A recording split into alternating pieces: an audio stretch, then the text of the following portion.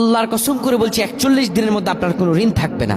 41 দিনের মধ্যে আপনার কোনো ঋণ থাকবে না, যত হাজার কোটি ঋণ আপনি থাকেন না কেন। কোরআনের আয়াতের এই আমলটা যদি আপনারা করতে পারেন, সহিহ বুখারীর এই দোয়াটা যদি আপনারা পড়তে পারেন, 41 দিনের মধ্যে আপনার হাজার কোটি ঋণ আল্লাহ তাআলা দূর করে দিবেন। অনেকে বিপদের জন্য বিপদের পরে বিপদে আসেন, ঋণের ঠেলায় বাড়িতে থাকতে পারে না। অনেকে বলে, হুজুর ঋণ এত হইছে ঘরে আর থাকতে পারি না, বিদেশ গেছি দেশেও ফিরতে পারি না। ঋণের বোঝা সবচেয়ে বড় বোঝা। আর আরবিতে একটা প্রবাদ বাক্য আছে, আল করজু মিকরাতুল মুহাব্বা, ঋণ ভালোবাসার কাজী স্বরূপ। ঋণ মানুষকে নষ্ট করে দেয়, ধ্বংস করে দেয়, শেষ করে দেয়। এই ঋণ মানুষকে একদম নিঃশেষ করে দেয়। এই ঋণ মুক্ত হওয়ার সর্বশ্রেষ্ঠতম আমল আপনাদেরকে শিখিয়ে দিচ্ছি। সহিহ বুখারীর 2893 নম্বর হাদিসে এসেছে এই দোয়াটি, আর কোরআনের আয়াতে সূরা আল ইমরানে এসেছে আয়াতটি।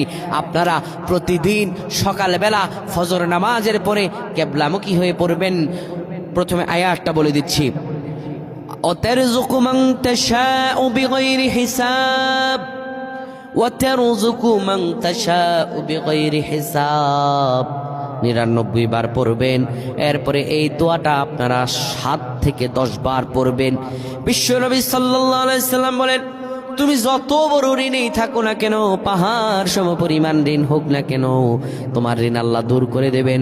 দোয়াটা আবারও আপনাদেরকে বলে দিচ্ছি, আল্লাহুম্মা ইন্নী আউযু বিকা মিনাল হাম্মি ওয়াল হাযান ওয়াল আজজি ওয়াল কাসাল ওয়াল বুখলি ওয়াল জুবনি ওয়া দালাঈদ দাইনি ওয়া গালাবাতির রিজাল। আবার আপনাদেরকে বলে দিচ্ছি, আল্লাহুম্মা ইন্নী আউযু বিকা মিনাল হাম্মি ওয়াল হাযান ওয়াল আজজি ওয়াল কাসাল ওয়াল বুখলি ওয়াল জুবন ওয়া দালাঈদ দাইনি ওয়া গালাবাতির রিজাল।